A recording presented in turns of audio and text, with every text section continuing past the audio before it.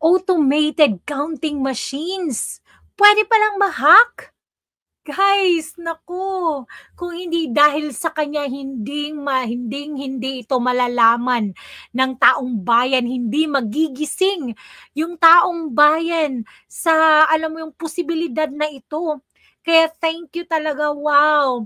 Talaga namang sobra. He is the new hero of the Philippines. Sobrang tapang niya, guys. Grabe. Alam mong grabe ngayon sa kasalukuyan ay hinaharas na talaga siya, no? Alam mo yung nagbanta sa kanya yung ewan ko kung sino mismo talaga nagbanta sa kanya, kung yung Comelec ba or yung mismong si George. Siguro yung Comelec, no, natanggalan siya ng lisensya as a accountant. Alam mo, tanggalan siya ng lisensya as an attorney at tanggalan siya ng, alam mo, pwede nga halos aso na lang daw ibigay niya rin para talaga gustong sirain talaga yung buhay niya ng dahil lang sa pag-inform sa mga tao na pwede itong gawin, di ba? Grabe. Bakit kaya? Yan ang malalaman nga natin ngayon kung bakit sila galit na galit sa video yon. Dahil i-explain ito mismo ni Attorney Harold Respecio sa atin. Yeah, let's listen, guys.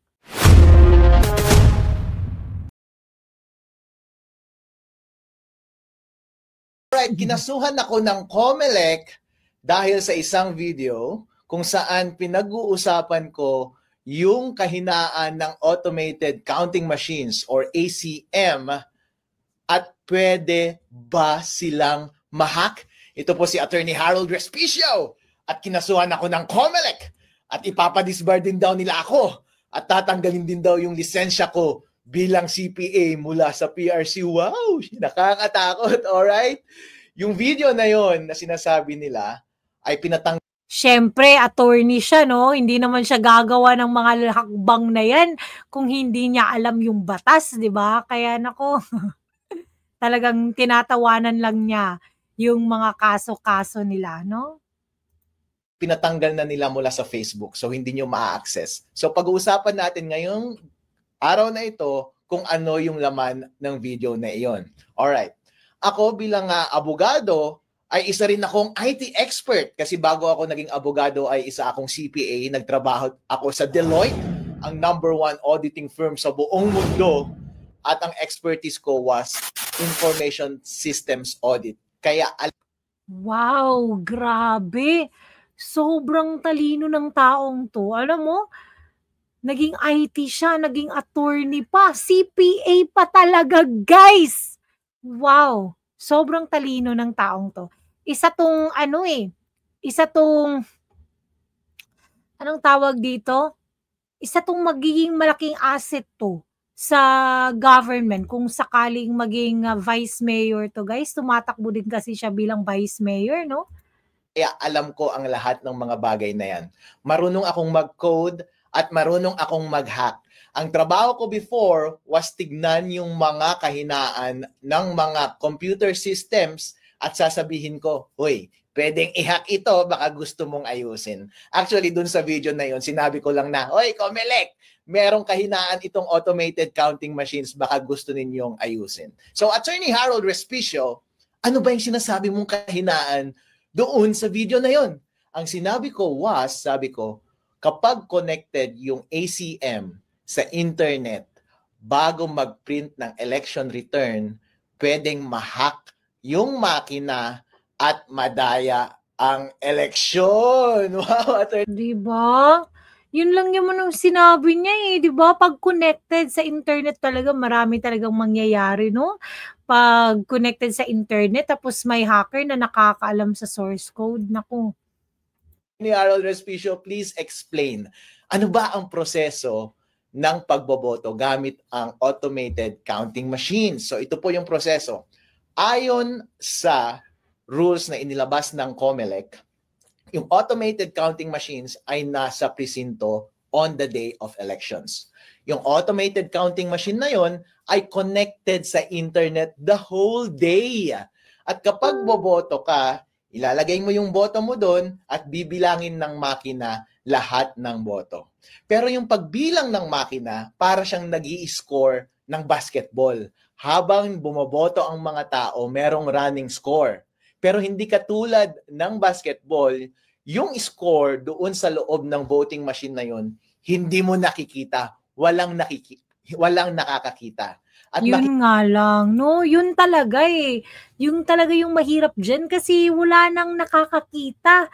Kasi automated. Kaya nga eh, sobrang, alam mo, yung pag yung nasa ano talaga, kataas-taasan, kaya nga nilang bayaran kahit na sino, no? Yung malalaking mainstream media, yung mga Comelec pa kaya, no? Kaya talagang, naku, sobra talagang very good information talagang binibigay ni Attorney Harold Respicio, guys. Grabe. At makikita lamang yung final score pagkatapos na ng pagboto matapos ang alas 7 ng gabi on election day. At lalabas yung information na yon sa pamamagitan ng pagprint ng election return.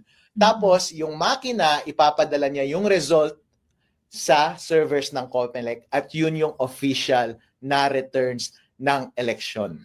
Ang concern ko was kapag konektado sa internet yung makina bago mag-print ng election return at corrupted yung source code ng makina, pwedeng ma-hack ng isang hacker yung makina at dadayain yung lalabas na final score doon sa election returns at madadaya yung resulta ng eleksyon. Yun po ang puntos ko.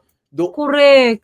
Yun yung concern niya, 'di ba? Isip Filipino citizen, bilang isang Filipino citizen na vote ngayong coming election. Yun lang naman yung concern niya, 'di ba? So naku, delikado na pala ngayon sa Pilipinas, guys. Pag mag-raise ka ng concern, naku, pwede ka nang makulong. Grabe. Grabe, no? Wow, only in the Philippines. Doon sa video na iyon. So, Attorney Harold Respicio, bakit pwede bang mabago yung source code ng isang makina? Well, ang binanggit ko doon sa video was pwede on principle basta may physical access ka sa makina. Bilang eksperto sa IT, ikaw din kapag bumibili ka ng gadget mo doon sa Green Hills, di ba? Kapag nakaw yung cellphone na yon or nakaw yung laptop, pag dadalhin mo doon, babaguhin na nila yung source code ng computer na yon kahit may password pa yung device na yon. Kasi ang basic principle ng information system security is basta may physical access sa device, ang isang masamang tao at gusto niyang baguhin yung source code ng makina na yon, pwede mong mabago yung source code ng makina na yon. So, diba? At ang dami pa namang masasamang tao ngayon. Mga crocs sa gobyerno, no? Yung talagang ayaw matanggal sa pwesto. Talaga namang gustong ibalik ulit kahit ayaw na ng mga tao. Naku. On principle, ang mga makina ng pagboto, basta merong access ang tao dyan, pwedeng mabago yung source code. Ngayon, ang diniscuss ko doon sa video was, sige, sinesecure nga ng Comelec lahat ng makina na iyon. Actually, meron bang opening, ang sinabi ko sa video is, meron bang opening or instance na baka hindi nakatingin yung gwardiya na merong bad actor doon at baguhin niya yung source code? Kayo na lang ang humusga, di ba? So, mahirap iwasan yun kasi kahit gaano ka pa ka-stricto sa pagbantay ng makina, kahit konting sandali lamang na merong access ang masamang tao doon sa makina, halimbawa, galing sa loob ng gobyerno, kung gusto nilang dayain yung eleksyon, pwede nilang dayain yung eleksyon. Yun yung binanggit ko doon sa video na. So, bakit sila galit? Kasi sinabi niya kunwari ng gobyerno, di ba? Gusto nilang dayain ang eleksyon. Oh. Diba? So, ibig sabihin may tao nito sa likod eh. May gobyerno nito sa likod kung bakit talaga siya kinasuhan, diba? Example lang yun example lang yung sinabi niya. Wala naman siyang sinasabing mga Video na pangalan. iyon. Ngayon, hindi mo maiiwasan yung bagay na iyon. Kaya ang alternatibo mong solusyon dyan ay kapag nagtanim sila ng masamang code, source code doon sa makina at may opening sa hacker, pwedeng i-hack. Dapat ang gawin mo, during election day, wag mo siyang i-connect sa internet. Kasi kahit corrupted yung source code nun, kahit ano pa ang gawin ng hacker, hindi niya ma-access yung device. Therefore, hindi niya mababago yung score. And kapag hindi niya nabago yung score, ang lalabas na score ay yung tamang score sa makina at walang magagawa yung makina. Once i-connect mo na siya sa internet later at ipadala mo yung results sa server ng COMELEC, hindi mahirap nang dayahin yun kasi may kopya na lahat ng watcher ng totoong resulta ng eleksyon. Yun yung Yun naman pala no? Sobrang simple ng solusyon. Grabe, sobrang simple lang. At saka bakit sila nagagalit, no? Pwede naman palang sabihin na, oy, oo nga pala, no? Di ba? Grabe. Yung binabanggit ko na pwedeng opening doon sa video na iyon.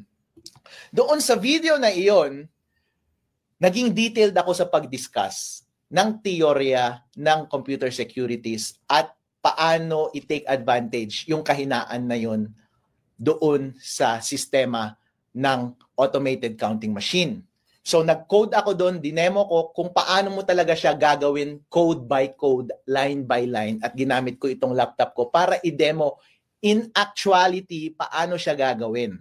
Para pag nakita ng COMELEC yung video na yun, oo nga no, o kaya nakita ng taong bayan yung video na yun, sasabihin nila, oo nga no, convincing yung explanation ni Harold. Pwede ngang mangyari. Ayusin nga natin to. Actually, yun. 'Di ba? Sana yun dapat yung naging mindset nila na oo nga no, ang dali lang pala ma-hack ng system na to. Naku, hindi yung kakasuhan tuloy. Dapat nga magpasalamat sila Actually, yun yung purpose ng video na yun Yun yung hope ko na sana maayos ng COMELEC yung rules nila. Kasi, ang simple lang siyang pwedeng ayusin. Walang mawawala sa atin.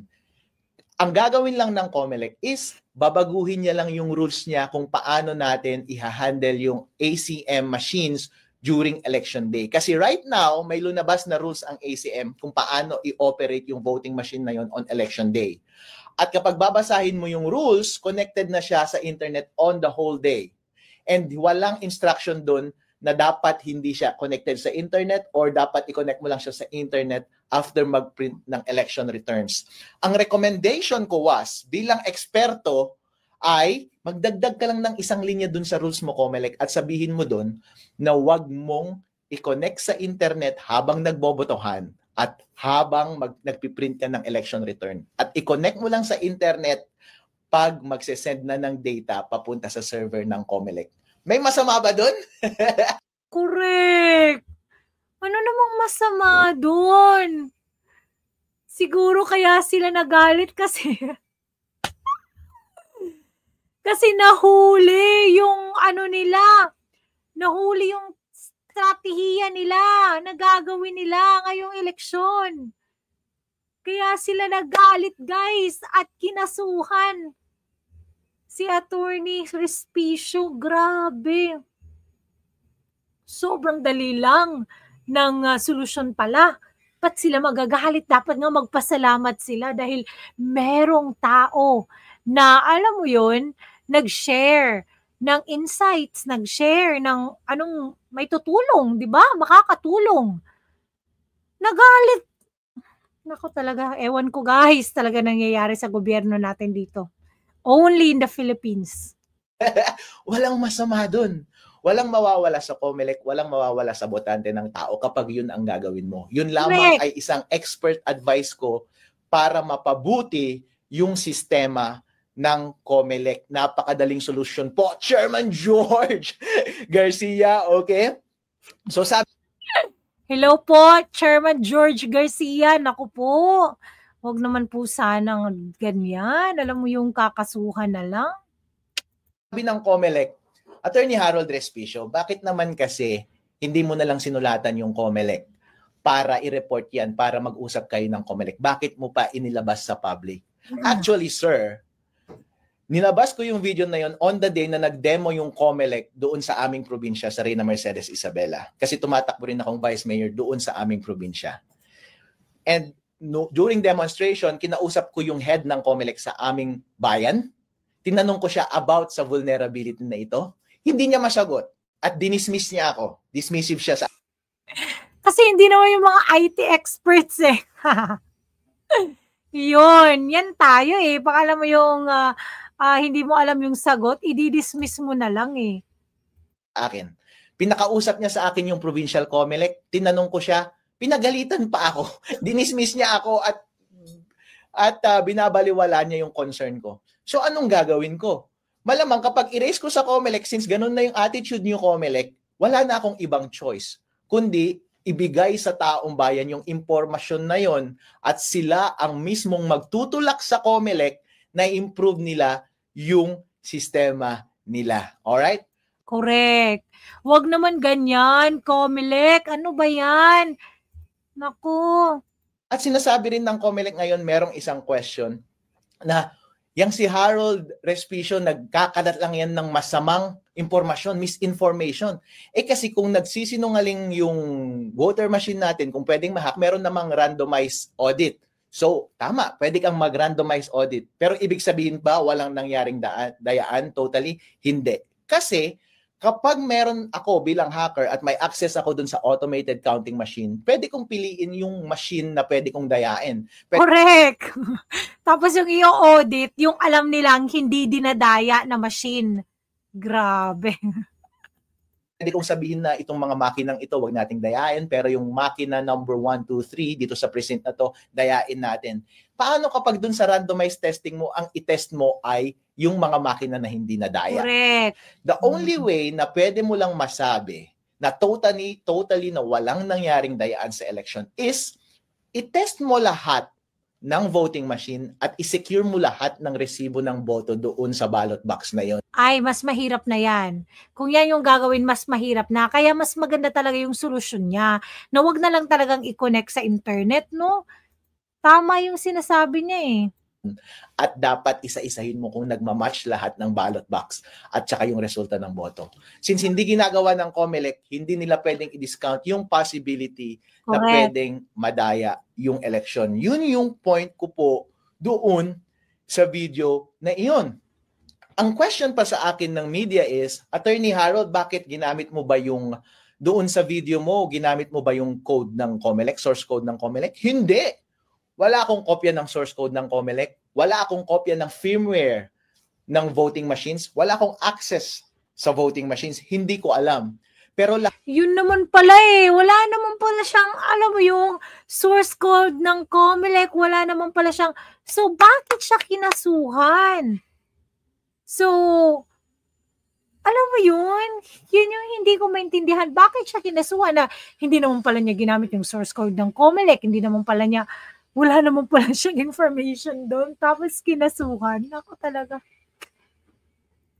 Pero lahat kasi ng prinsipyo ng lahat ng information systems katulad ng mga ACM ay pare-pareho lamang yan. Correct. Ang dinemo ko lang doon ay kapag ako ay isang eksperto, ganito ang pwedeng mangyari para maayos itong sistema ng COMELEC. So dinemonstrate ko doon kung saan yung mahina na parte. Kapag ako yung masamang individual na gustong dayain yung makina, ipinakita ko dun kung paano mo talaga i-code. Gamit ang ibang source code, gamit ang ibang equipment, ang ginamit ko lang na equipment is yung laptop ko, hindi yung actual voting machine. Pero ang prinsipyo ng pandaraya ng mga makina, ng pagmanipulate ng mga makina ay pare-pareho lamang. Yun lang yung dinedemonstrate ko. In as much as pwede kong i-demonstrate sa kahit na kaninong tao yung mga vulnerability ng kahit na anong gadget. Pero hindi. Di ba? Nag-demonstrate lang naman siya, no? Ano ba yung COMELEC? Alam mo, meron talagang, alam mo yun, nasa likod nito. Alam mo yung nagalit. Kasi nga, nahuli yung strategy nila, nahuli yung gagawin nila sa eleksyon. hindi ako nagkaroon ng access sa source code ng COMELEC at yung firmware ng automated counting machines. So yun. At yun nga, pina-down na ng COMELEC yung dalawang video yun na nasa Facebook na nakapost. Ngayon ko lang na-realize na yun pala ang dahilan. Kasi sabi ng Facebook, sabi ko, bakit ninyo tinanggal itong mga videos na ito? Sabi ng Facebook sa akin, kasi may nag-report na nagva-violate ka daw ng batas. Sabi ko, freedom of speech yan. Kaya ako nagsasalita tungkol dito. Delikado na talaga ngayon, no? Alam mo yung magsalita ka lang against them. Nako, wala nang freedom of speech sa Pilipinas. Sige, ipagpatuloy nyo pa yung pagsuporta nyo sa administrasyong ito. Talaga naman lahat tayo, wala nang magiging wala nang social media. Hindi na social media kasi wala ka ng freedom no? Tungkol dito is gusto kong inform yung tao dahil kapakanan nila ito, demokrasya nila ito. Yes. Para sa integridad ng halalang 2025. At sana marinig ng COMELEC para magbago ng rules yung COMELEC. Actually, tinanong ako ng media kanina, so Harold, ano ang response mo dito sa mga kasong gagawin sa'yo? Kasi ipapadisbar ka pa daw sa Supreme Court at tatanggalin ka pa daw ng lisensya mo bilang certified public accountant dyan sa... Grabe, no? Grabe nila. Sobrang nila. Sobrang, alam mo yung, sobrang guilty. Baka mo, anong dapat na word doon? Para iharas yung tao na concerned lang, no? Sa PRC. So anong response mo? Talagang ganyan ang buhay. Wala tayong magagawa. Kung gusto nila, kunin na rin nila yung aso ko kasi gusto na naman nilang sirain ng buhay ko. Pero ang bottom line is, Chairman George Garcia, pagkakataon mo to na patunayan ang iyong sarili. Correct. Legacy mo ito. Hindi ko alam kung ito ang una o huli mo bilang chairman ng COMELEC. Gusto mo bang matandaan bilang chairman ng COMELEC na nagpapatahimik sa mga concerned citizen na gusto lamang ng tapat na eleksyon? Correct. Woo! Chairman George Garcia, makinig ka. Gusto mo yatang talaga namang, nako, grabe. Totoo yan. Kung gusto mo talagang makipag, kasosyo doon sa mga mandaraya, ay, nako, nasa sayo yan. Talagang hindi ka makakalimutan ng lahat ng tao. Or gusto mo makilala bilang isang professional at mature na commissioner na nakikinig ng feedback, especially mula sa expert, at titignan mo yung sistema mo kung tama ba o mali. At kung tama, babaguhin mo. At kung hindi naman totoo yung sinasabi ni Attorney Harold Respicio, and then let the public judge for themselves. So, dapat talaga, George Garcia, makinig ka sa expert. Naku, ito nagtrabaho to sa world's the biggest yan? The biggest IT company. Dahil pinakamahalaga po lahat ang kalayaan ng tao na magsalita. Nangyari na po ito paulit-ulit sa maraming gobyerno sa buong mundo, kung saan merong mga taga-tuligsa sa gobyerno at pinapatahimik nila yung taong iyon. Pagdating sa huli, ang talo ay yung mga abusadong gobyerno na iyon. Correct talaga. Alam mo yung mga DDS vloggers, naku, pinapahirapan nila. Alam mo yung maggagawa na daw ng regulatory body sa social media. Naku, wala na talaga. Kaya dapat talaga mawala na sa posisyon yung mga taong yan. Naku. Pagdating sa huli, ang katotohanan pa rin ang lalabas. Kaya advice ko sa COMELEC ay, kung sa tingin ninyo, aatras ako sa informasyon na to, or aatras ako sa kandidasiya ko bilang Vice Mayor ng Reyna Mercedes ng Isabela, well, hindi ko gagawin yon. Dahil nagtitiwala ako sa ating batas na ang tama at ang karapatan nating mga individual na malaman ang lahat ng transaksyon ng gobyerno ang siyang magwawagi sa huli. So, Correct. Alam nyo guys, totoo yan. Alam mo yung akala siguro nila matatakot si Attorney Harold kaya nag-file sila ng case. So, akala siguro sila na aatras siya at alam mo yung mananahimik na lang kasi may kaso na ano mo yung matatakot. Pero hindi, grabe, sobrang tapang ni Attorney Harold. Kaya guys, anong masasabi nyo sa isyong ito? Grabe guys, sobrang exciting nito guys kasi alam mo yung marami talagang nasa likod nito ng lahat ng to.